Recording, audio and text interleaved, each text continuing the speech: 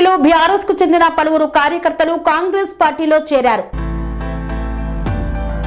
మల్కాజ్గిరిలో కాంగ్రెస్ పార్టీలోకి భారీగా చేరికలు జరిగాయి. మల్కాజ్గిరి చౌరస్తాలో కాంగ్రెస్ పార్టీ ఆధ్వర్యంలో నిర్వహించిన కార్యక్రమంలో బీఆర్ఎస్ కు చెందిన పలువురు ఉద్యమకారులు, ఉద్యమ నాయకులు, కార్యకర్తలు కాంగ్రెస్ కండువా కప్పుకున్నారు. ఉద్యమకారుడు మురుగేష్ ఆధ్వర్యంలో జరిగిన ఈ కార్యక్రమానికి మాజీ ఎమ్మెల్యే మైనంపల్లి హనుమంతరావుతో పాటు కాంగ్రెస్ నాయకులు, కార్యకర్తలు పెద్ద సంఖ్యలో హాజరయ్యారు. సాయినగర్ చౌరస్తా నుండి భారీ ర్యాలీగా మల్కాజ్గిరి చౌరస్తాకు చేరుకున్న నాయకులు, కార్యకర్తలు కార్యక్రమంలో పాల్గొన్నారు. కాంగ్రెస్ పార్టీలో చేరిన ప్రతి ఉద్యమకారుడిని కాపాడుకుంటారని మైనంపల్లి హనుమంతరావు స్పష్టం చేశారు. తనతో కలిసి కష్టపడి పనిచేసిన ప్రతి ఒక్కరూ తనకు గుర్తున్నారని తెలిపారు. రానున్న ఎన్నికల్లో మల్కాజ్గిరిలోని 16 డివిజన్లలో కాంగ్రెస్ అభ్యర్థులను గెలిపించేందుకు సమిష్టిగా కృషి చేయాలని పిలుపునిచ్చారు.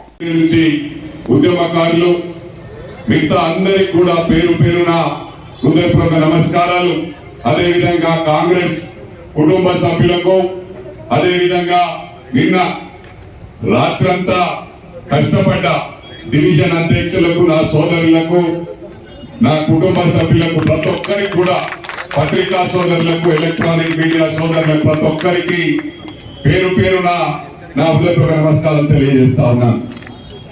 ముఖ్యంగా గమనించాలి,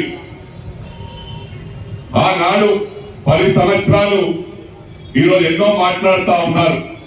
మరి కొందరు ఉద్యమకారులు వారి బాధలు తెలియజేశారు. ఆ 10 సంవత్సరాలు ఎన్నడూ కూడా బీఆర్ఎస్ పార్టీ పట్టించుకున్న పాపాన పోలేదని చెప్పి కూడా ఈ సందర్భంగా తెలియజేస్తా ఉన్నా.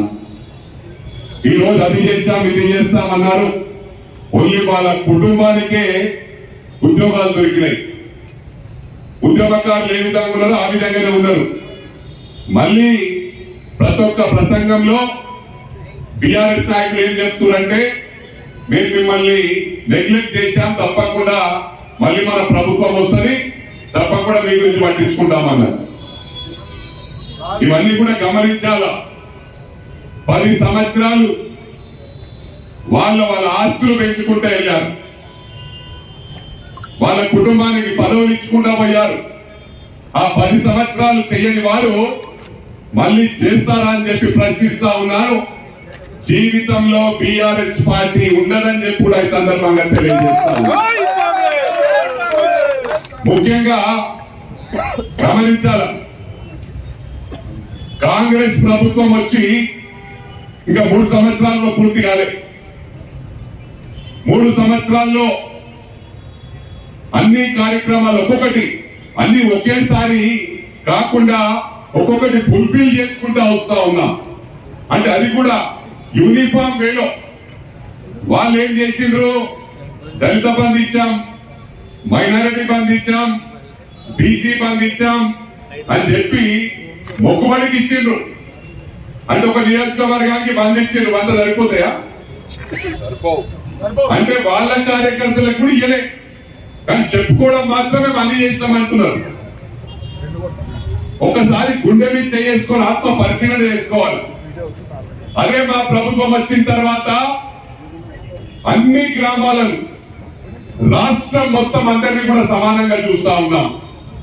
ఉచిత బస్సు ఇస్తే ప్రతి వారికి ఉచిత బస్సు ఇస్తున్నాం. మరి అదే విధంగా ప్రతి గ్రామంలో 200 యూనిట్ కరెంట్ ఇస్తున్నాం. వాస్తవమా కాదా? 10 సంవత్సరాల రేషన్ కార్డు ఇచ్చిన పాపాన పోలే. కొత్తగా మరి మురుగేష్ నా కొడుకు పెళ్ళైందా? రేషన్ కార్డు వచ్చినా మీ కోడలకు? అట్లా కొత్త కోడలు వచ్చినా ఇది గమనించాలా. రేషన్ కార్డు ఇచ్చే పరిస్థితి లేకుండే, వాళ్ళ పేరు కూడా నమోదయ్యే పరిస్థితి లేకుండే. వీళ్ళు ఎన్నో మాట్లాడుతూ ఉన్నారు. కొన్ని గ్రామాల్లో చూస్తే కుటు పడిపోయినాయి, రోడ్లు లేవు, మను లేవు. 10 సంవత్సరాల్లో మన ప్రభుత్వం వచ్చినాక గ్రేట్ హైదరాబాద్ లోనే కానీ రాష్ట్రం మొత్తం ప్రతి గ్రామంలో రోడ్లు వేసినాం. దాండలలో 10 సంవత్సరాల రోడ్లు లేకుండే రోడ్లు వేసినాం. రేషన్ కార్డులు ఇచ్చినాం. ప్రతి గ్రామం నీళ్ళు ఇచ్చినాం. ఇది వాస్తవమా కాదా? ఇవన్నీ ఎవరు గమనిస్తలేరు. ఇది చేయలే, అది చేయలే అన్నారు. ఏది కూడా అన్ని కూడా ఒక సిస్టమేటిక్ వేలో యూనిఫామ్ వేలో చేసుకుంటూ వెళ్తా ఉన్నాం. ఇవన్నీ కూడా ప్రజలు గమనిస్తా ఉన్నారు. మీరు ఎన్ని మాటలు చెప్పినా మళ్ళీ మీ ప్రభుత్వం రాదు, ఈ బీఆర్ఎస్ పార్టీ ఉండబోదని చెప్పి కూడా ఈ సందర్భంగా తెలియజేస్తా ఉన్నాం. ఒకటి గమనించాలా, మల్కాజ్గిరి కుటుంబ సభ్యులకు తెలియజేస్తా ఉన్నా, కార్యకర్తలకు తెలియజేస్తా ఉన్నా, ఎన్నికలకు ముందు నేను మల్కాజ్గిరికి ఎన్నికల ప్రచారంలో టైం ఇయ్యలే. ఎందుకంటే అంత బ్రహ్మాండంగా వేలాది కోట్ల పనిచేసిన. కొందరు ఏమన్నారంటే ఆ ప్రభుత్వం ఉంది కాబట్టి ప్రభుత్వమే చేసింది అది. మరి మెదక్ నియోజకవర్గం చూసుకుంటే ఆ 10 సంవత్సరాల 100 కోట్ల పని చేయలేదు. మరి ఇక్కడ 1000 కోట్ల పని చేసిన అంటే నా సత్తానా లేకపోతే ప్రభుత్వం సత్తానా అని చెప్పి ప్రశ్నిస్తా ఉన్నా. నేను అనుకున్నా ఈరోజు దానికి ఉదాహరణ ఈ ఉద్యమకారులే అని చెప్పి సందర్భంగా తెలియజేస్తా ఉన్నా. ఆ రోజు కూడా ఎన్నో సార్లు చెప్పారు, ఉద్యమకారులను కాపాడవలసిన అవసరం ఉంది. కొందరికి పదవులు ఇవ్వండి, కొందరికి ఫిక్స్ డిపాజిట్ చేయండి, మీరేం పోతుందన్నా మస్తు చెప్తారు, ఎక్కడికి వెళ్ళి వాళ్ళని. వాళ్ళు మాత్రం దోచుకున్నారు. ఈ రోజు సిన్సియర్ గా వీళ్ళు వచ్చి మాకేమొద్దన్నా, కొందరికి ఇల్లు లేవు, 2001 నుంచి ఉద్యమంలో పనిచేశారు, మమ్మల్ని పట్టించుకున్న పాపాన పోలేదు, మాకు డబుల్ బెడ్రూమ్లు కావాలంటే నేను హామీ ఇస్తే మళ్ళీ నేను మంత్రి గారి దగ్గరికి, గౌరవ ముఖ్యమంత్రి గారేమో అవుట్ ఆఫ్ కంట్రీ ఢిల్లీకి వెళ్ళి ఢిల్లీ నుంచి బయట వెళ్ళాడు. వెంటనే వీళ్ళ ముందే నేను చెప్పే కన్నా ప్రభుత్వంతో చెప్పిస్తే బాగుంటుందని housing revenue minister Ponguleti Srinivas Reddy గారికి వీళ్ళ ముందే స్పీకర్ ఫోన్ లో కాల్ చేయడం జరిగింది. వీళ్ళు డబుల్ బెడ్రూమ్లు కావాలంటున్నారన్నా, మరి ఏమంటారు మీరు కమిట్మెంట్ ఇస్తే నేను వీళ్ళకి కమిట్మెంట్ ఇస్తా అని చెప్పాను. అదే వెంటనే నో ప్రాబ్లం గో హెడ్, మాట ఇవ్వచ్చు అని చెప్పి ఆ రోజు చెప్పడం జరిగింది. వెంటనే ఈ రోజు ఉద్యమకారులందరూ కూడా పెద్ద ఎత్తున 2000 మందితో మురుగేష్ గారి సమక్షంలో మరి ఆటో యూనియన్ గాని డిసిఎం యూనియన్ గాని ఉద్యమకారులందరికీ చెప్తా ఉన్నా, నేను చెప్పింది ఒక కాంగ్రెస్ పార్టీయో లేదా బీఆర్ఎస్ లో ఎన్నికలకు ముందు జాయిన్ అయిన వాళ్ళు కాదు. కాంగ్రెస్ వాళ్ళు, బీజేపీ ఇక్కడ ఎవరెవరు జాయిన్ అయినరో చాలా మంది ఉన్నారు. కొంతమంది బీజేపీ నాయకులు కూడా వాళ్ళ పేర్లు తీసుకోరు. నేను ఆర్ఎస్ఎస్ అన్నా, నేను మీకు అవుట్ రైట్ చేసిన అన్నాడు. వాళ్ళ పేర్లు చెప్పి డ్యామేజ్ చేయకుండా చెప్తా ఉన్న పార్టీలకు ఖచ్చితంగా వీళ్ళందరూ కూడా చేసిండ్రు. ఏ విధంగా అయితే మేము యూనిట్ గా ఉన్నామో ఈ రోజు కొత్త పాత తేడా లేకుండా అందరం కలిసికట్టుగా ఉన్నాం. మీరు కూడా అదే విధంగా మిమ్మల్ని మేము కాపాడుకుంటాం. మీరు ఇక్కడ ఉన్న డయాస్ మీద ఉన్న నాయకులు వీళ్ళందరూ కూడా మీకు కమిట్మెంట్ ఇచ్చిండ్రు, మేము మిమ్మల్ని కాపాడుకుంటాం, గుండెల్లో పెట్టుకొని చూసుకుంటామని చెప్పి. తప్పకుండా మిమ్మల్ని కాపాడుకుంటాం. వచ్చే ఎన్నికల్లో ఈ కార్పొరేషన్ ఎన్నికల్లో డెఫినెట్ గా నేను సాయశక్తులా కృషి చేస్తాను. ఎందుకంటే నా ఎన్నికలు ఇంపార్టెంట్ కాదు, నాకు ఎన్నికల్లో వీళ్ళందరూ కూడా కష్టపడ్డారు కాబట్టి కిందని మీద మీది కింద అయినా 16 వీళ్ళందరినీ కూడా కార్పొరేటర్లు చేస్తానని చెప్పి నా మనసు పూర్తిగా, అది నా ఎన్నికల కన్నా ఎక్కువ నా ఎన్నికల్లో దిగలేదు. మెదక్ లో నేను ఎక్కువ కాన్సన్ట్రేట్ చేశాను. ఆ రోజు సన్ స్ట్రోక్ అన్నారు. సన్ స్ట్రోక్ ఎందుకు అన్నారు తెలియదు. మరి ఒక్కొక్కరేమో కేసీఆర్ గారు అందరికీ ఇవ్వాలి వాళ్ళ ఇంట్లో, వాళ్ళ మొత్తం డబ్బులు రావు, మన స్నేహితులు రారు, ఎవరు రారు, మోచే వాళ్ళు నలుగురు ఉంటే అదే మనకు బ్రహ్మాండమైన అంటే విడకోళ్ళు అని చెప్పి ఈ సందర్భంగా తెలియజేస్తూ మరోసారి మురుగేష్ గారికి మరి కృష్ణా గౌడ్ మర్చిపోయిందో మరి నాకు తెలియదు. నేను ఎమ్మెల్యేగా ఉన్నప్పుడు ఉద్యమకారుడు కష్టపడతారన్నా అంటే వెంటనే ఇతనికి నేను ఆ రోజు నరసింహస్వామి టెంపుల్ పురాతనమైన టెంపుల్ చైర్మన్ ఇచ్చాను. మరి మళ్ళీ కూడా గమనించాలా, మిమ్మల్ని అందరినీ గుండెల్లో పెట్టుకొని చూసుకుంటాను. నేను ఎవరికి కూడా భయపడుతోని కాదు. యూట్యూబ్ ఛానల్ లెక్క పెట్టా ఏంటంటే పార్టీకి ఒక 50 మంద, కేటీఆర్ కి అయితే ఒక 500 యూట్యూబ్ ఛానల్ ఉన్నాయి. ఆ యూట్యూబ్ ఛానళ్లకు మనం వాళ్ళని దృష్టి పెట్టి వాళ్ళు ఏం మాట్లాడుతున్నారో ఇంటే మనం నిద్రపోవాలి. కొంతమంది ఏమో ప్యాకేజ్ మాట్లాడుకొని కేటీఆర్ ఏదైతే ఇస్తాడో అవే మాట్లాడుతుంటారు. నా కొడుకు కూడా చెప్పిన, నువ్వు లెక్క పెట్టకు, మనం చేసే సర్వీస్ ఇంపార్టెంట్. సర్వీస్ లో మాకంటే ఎవరైనా ఎక్కువ చేసిరంటే రమ్మనండి, మేము పక్క కప్పుకుంటామని చెప్పి సందర్భంగా తెలియజేస్తా ఉన్నా. ఆనాటి నుంచి ఈనాటి వరకు మా సొంత డబ్బులు పెట్టి, ప్రభుత్వం పరంగానే కాకుండా మా సొంత డబ్బులు పెట్టి ఇలా మెదక్లో గౌరవ ముఖ్యమంత్రిని తీసుకెళ్ళినా, గతంలో ఏ ముఖ్యమంత్రి కూడా 7 రూపాయల దుర్గమ్మ టెంపుల్ విజిట్ చేయలేదు. టెంపుల్ విజిట్ చేయించి మా కొడుకు గెలవగానే అక్కడ 35 కోట్ల రూపాయల టెంపుల్ డెవలప్మెంట్ ఇప్పించిన. మరి అదే విధంగా మెదక్ చర్చ్కు, అది మొత్తం ఏషియాలోనే నంబర్ 2 మెదక్ చర్చ్. దానికి ఒక హిస్టరీ ఉంది. మెదక్ చర్చ్కు గత ప్రభుత్వం ఏ ప్రభుత్వంలో 1 రూపాయి ఇయ్యలేదు. అటువంటిది గౌరవ ముఖ్యమంత్రి రేవంత్ రెడ్డి గారు తీసుకెళ్లి 30 కోట్ల రూపాయలు ఆ చర్చకి ఇప్పించిన. ఎందుకంటే ఎవరన్నా ఒకసారి గుండె మీద చేసుకొని ప్రమాణపూర్వకంగా మీరు చెప్పండి, పిల్లల కోసం చేస్తే తప్ప నేను కార్యకర్తలకు చేసిన, నా ఎంబడున్న వాళ్ళకి చేసిన. ఆ రోజు ఎమ్మెల్యే, మెదక్ ఎమ్మెల్యే ఉన్నప్పుడు, రామాయణపేట ఎమ్మెల్యే ఉన్నప్పుడు ఎక్కడ లేని విధంగా నేను చేసిన సోషల్ యాక్టివిటీస్ తోని తెలంగాణ ఉద్యమం టైంలో కూడా అన్ని మండలాల్లో జెడ్పీటీసీ అభ్యర్థులను గెలిపించుకున్న తెలంగాణ గాలిలో ఎంపీపీలను చేసిన, నేను చేసిన కార్యక్రమాలతో. ఎందుకంటే ఉద్యమకారులు తెలంగాణ కోసం పోరాడుతున్నారని తెలియజేస్తా ఉన్నా. నేను అన్ని పార్టీలకు అతీతంగా అందరికి సేవ చేసిన. అక్కడ వేలాది బోర్లు వేసిన, ఎప్పుడో చేసిన దానికి మొన్న నేను మల్కాజ్గిరి టైం ఇయ్యలే. ఇక్కడ నా కార్యకర్తలు శ్రీను గాని, వెంకటేష్ యాదవ్, సంపత్ గౌడ్, వినోద్ యాదవ్ వీళ్ళందరినీ పిలిచి రామచంద్ర యాదవ్ అడిగిన.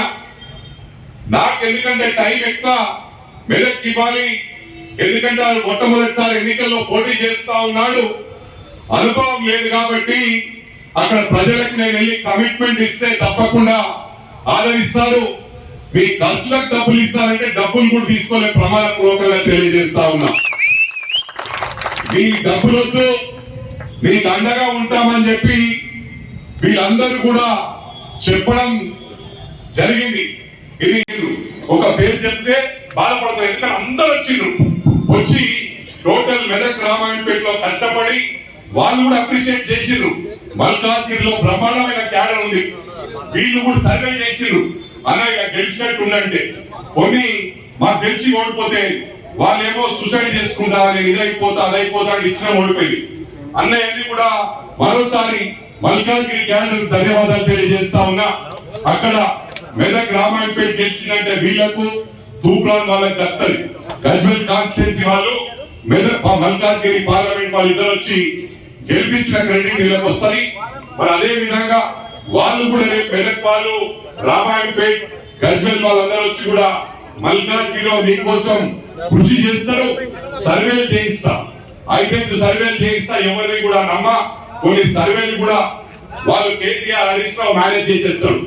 గెలిచే వాళ్ళని ఓడిపోతామని ఇవ్వమంటారు, డబ్బులు ప్యాకేజ్ ఇచ్చి ఓడిపోయే వాళ్ళని గెలుస్తారని ఇస్తారు. కాబట్టి మా పర్సనల్ మనుషులతో సర్వేలు చేయించి గెలిచే వారికి తప్పకుండా వాళ్ళని ఎంకరేజ్ చేస్తారో, ఇక్కడ ఎవరైతే గెలిచే సత్తా ఉండదో, పార్టీ కష్టపడతారో వాళ్ళని ఏ విధంగా అకామిడేట్ చేయాలో అది పూర్తి బాధ్యత తీసుకుంటా వాళ్ళ నా గుండెలలో పెట్టుకొని కాపాడుతా అని చెప్పి మరోసారి విజ్ఞప్తి చేస్తూ జై కాంగ్రెస్, సోనియా గాంధీ గారి నాయకత్వం,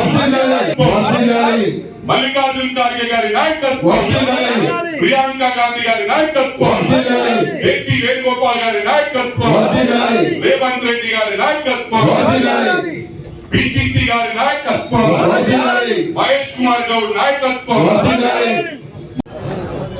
మురుగేష్ గారికి కాంగ్రెస్ పార్టీ తరఫున మా మల్కాజ్గిరి ప్రజల ఆపత్ బంధువు, అందరి బంధువు మైనంపల్లి హనుమంతన్న గారి ఆధ్వర్యంలో ఈరోజు పార్టీలో జరుపుతున్న ఉద్యమకారులందరికీ స్వాగతం తెలియజేస్తూ, మరి ఇప్పటికైనా ఉద్యమకారులు కానీ మరి ఆ టిఆర్ఎస్ పార్టీలో ఉన్న వాళ్ళకి కానీ ఇప్పటికైనా అర్థమవుతుంది. మరి మర్రి చెట్టు ఎట్లా ఉంటది, కల్ప విషయం ఎట్లా ఉంటది అనేది ఇప్పుడు తెలుసుకోవాలి.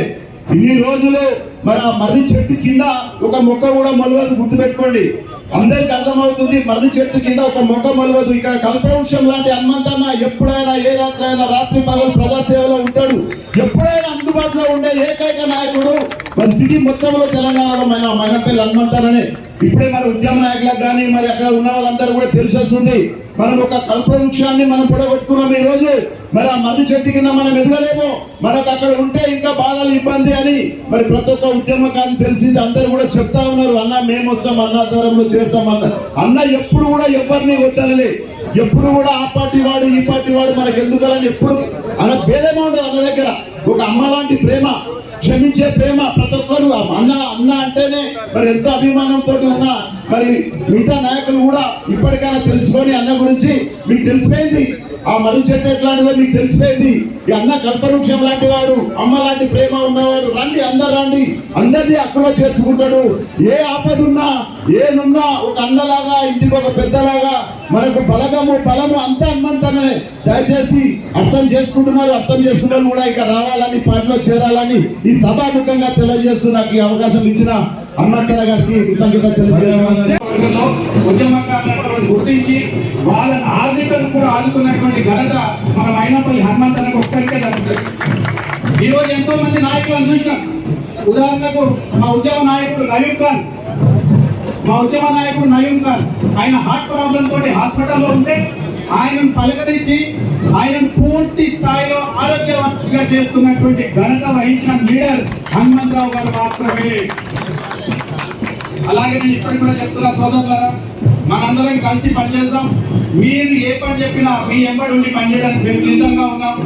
ఒక పార్టీ ఒక డివిజన్ కాదు, 16కు 16 డివిజన్లు కాంగ్రెస్ పార్టీ గెలిచి చూపిస్తాం. ఎవడక్కడ చూద్దాం, ఎవడొచ్చినా ఆగేది లేదు, ఆపేది లేదు. ఖచ్చితంగా ఈ 16 డివిజన్లను గెలిపించి హనుమంతన్నకు నిజమైనటువంటి కార్యకర్తల నాయకుల ఒకే ఒక్క మేము నీ ఎంబడి అండగా ఉన్నామని చెప్పడానికి 16 డివిజన్లు గెలవాల్సినటువంటి అవసరం ఉంది, ఆవశ్యకత ఉంది. మీరందరూ కూడా కష్టపడాలని కోరుకుంటా ఉన్నాను.